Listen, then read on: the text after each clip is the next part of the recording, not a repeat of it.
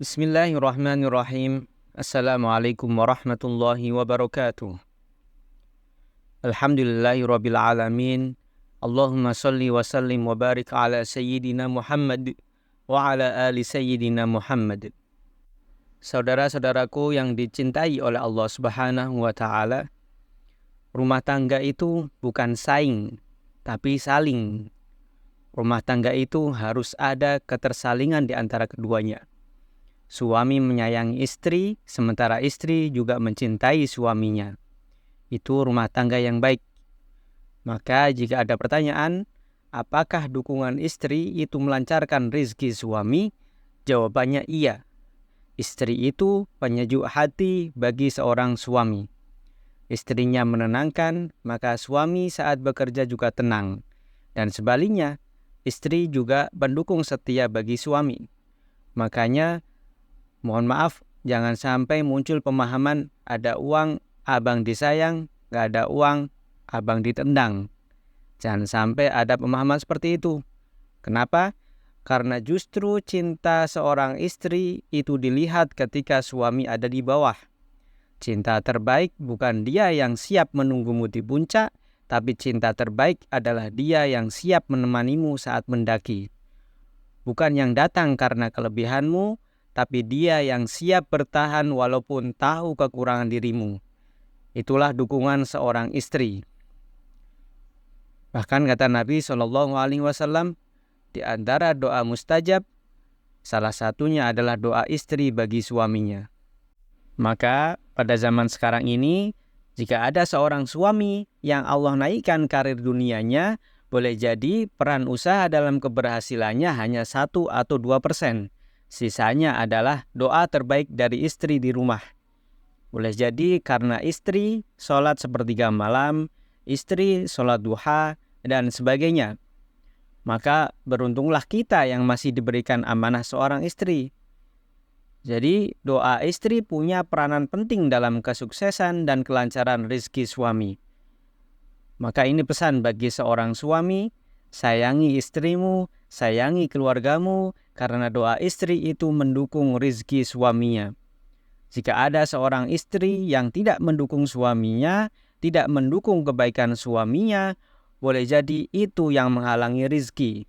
Sebaliknya, jika ada seorang suami yang menyakiti hati istrinya, boleh jadi itulah yang menghambat datangnya rezeki. Ada istilah, laki-laki itu diuji pada saat perekonomiannya di atas.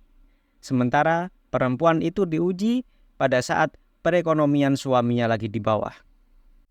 Allah itu memberikan rezeki untuk istri melalui suami. Juga berikan rezeki untuk anak-anak melalui ayah. Makanya jikalau ada yang kita tanggung, berapapun yang kita tanggung, seakan-akan air itu turun, hujan itu turun. Kata Allah, وَمَا مِنْ دَابَّةٍ فِي الْأَرْضِ إِلَّا عَلَى اللَّهِ رِزْقُهَا. Bahwa semua yang hidup, yang punya nyawa, yang bergerak, itu ada rezekinya. Berarti kalau orang punya istri, punya anak, berarti rezeki pasti didapat.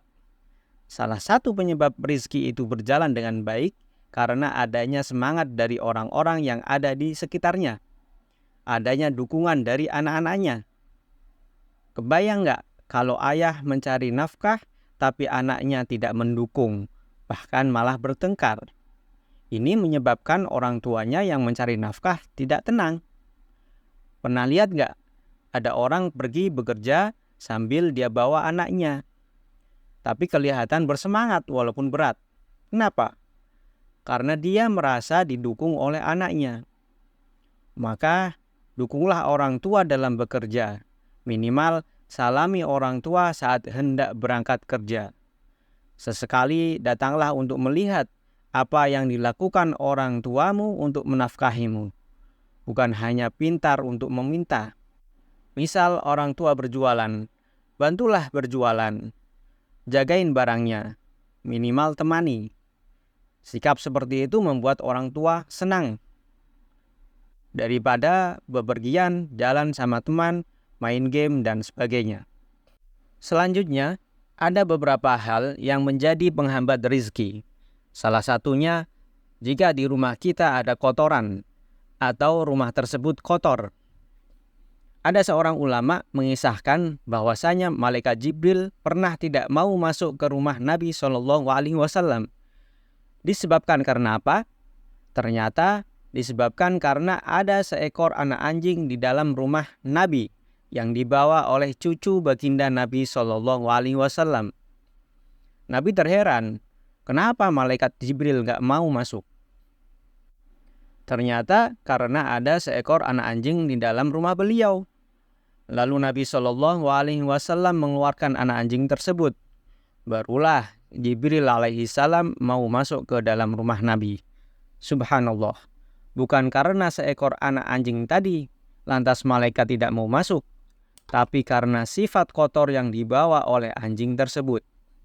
Sehingga malaikat Jibril alaihi salam tidak mau masuk ke dalam rumah. Jika ada kotoran atau rumahnya kotor. Kalau misalnya binatangnya bukan anjing, bagaimana? Kucing misalnya. Kucing kan bersih, nggak najis. Tapi ingat, kotorannya tetap najis. Jadi kalau kucingnya buang air dan kotoran sembarangan, malaikat juga tidak mau masuk. Kalau begitu, kita nggak usah pelihara hewan sajalah. Tapi sarang laba-laba di mana-mana, nggak pernah dibersihin. Ya tetap saja malaikat nggak mau masuk. Jadi segala kotoran yang membuat rumah tidak bersih, tidak wangi, itu bisa membuat malaikat rahmat tidak masuk ke dalam rumah seseorang. Lalu diluaskan lagi penjelasannya oleh Imam Al-Ghazali. Ternyata rumah itu bukan hanya yang kita tempati untuk tidur. Hati kita juga merupakan rumah. Maka hati yang kotor tidak akan pernah dimasuki malaikat. Jika rumahnya bersih, malaikat mungkin masuk ke dalam rumahnya. Tapi malaikat tidak masuk ke dalam hatinya jika hati pemilik rumah tersebut kotor.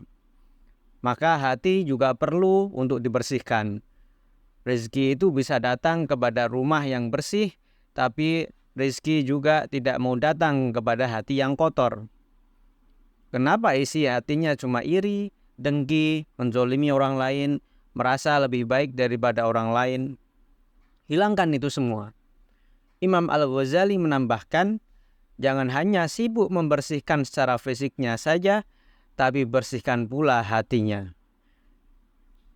Karena hati yang menjadi rumahnya ilmu, yang menjadi rumahnya baik sangka, yang menjadi rumahnya rahmat Allah Subhanahu wa Ta'ala.